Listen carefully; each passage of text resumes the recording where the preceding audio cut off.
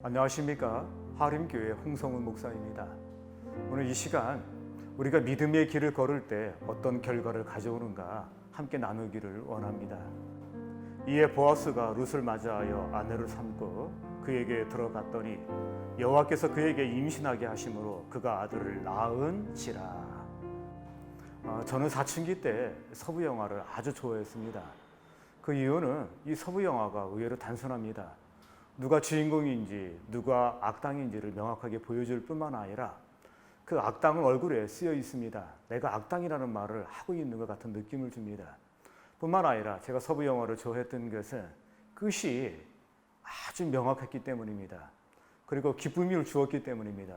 어떤 의미에서 끝이 해피엔딩으로 끝을 맺었기 때문에 저는 이 서부 영화를 몹시 좋아했습니다.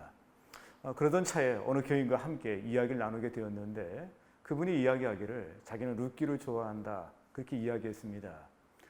저는 지금까지 목회하면서 사람들과 이야기했을 때 창세기를 좋아한다는 사람 들어봤습니다. 또 로마서를 좋아한다는 사람 들어봤습니다. 뿐만 아니라 기도를 많이 하시는 분 가운데 시편을 좋아한다는 사람도 제가 들어봤습니다. 그렇지만 룻기를 좋아한다는 사람은 제가 처음 듣는 것 같아요.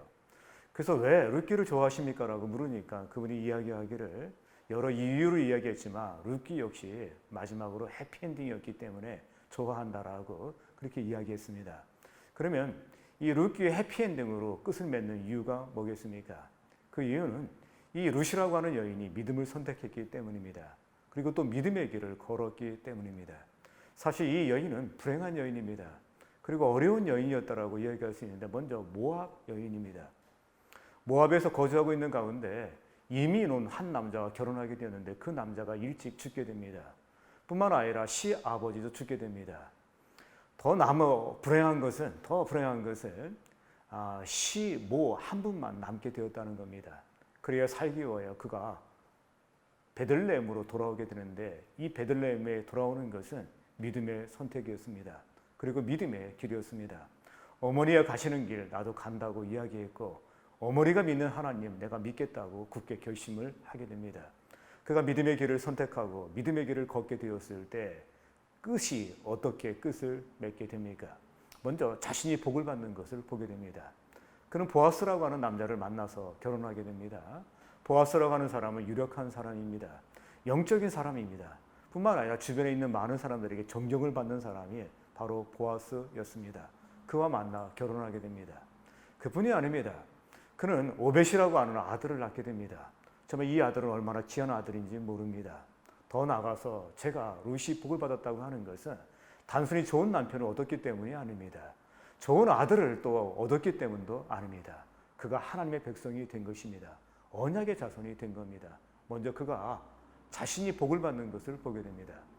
뿐만 아니라 그가 믿음의 길을 선택하고 믿음의 길을 걷게 되었을 때 이웃이 복을 받는 것을 보게 됩니다. 먼저 나오미가 복을 받습니다. 그는 고통의 여인이었습니다. 주변에 있는 사람들이 나오미를 향하여서 찬송의 여인이라고 찬송하는 것을 보게 됩니다. 뿐만 아니라 이 당시까지만 해도 베들레헴이라고 하는 곳은 작은 마을이었습니다. 그런데 이 룻으로 말미암아 이 베들레헴이 복을 받게 되는데 그때부터 베들레헴은 세계에 알려지게 됩니다. 더 많은 사람들의 이름에 오르내리게 된다는 것입니다.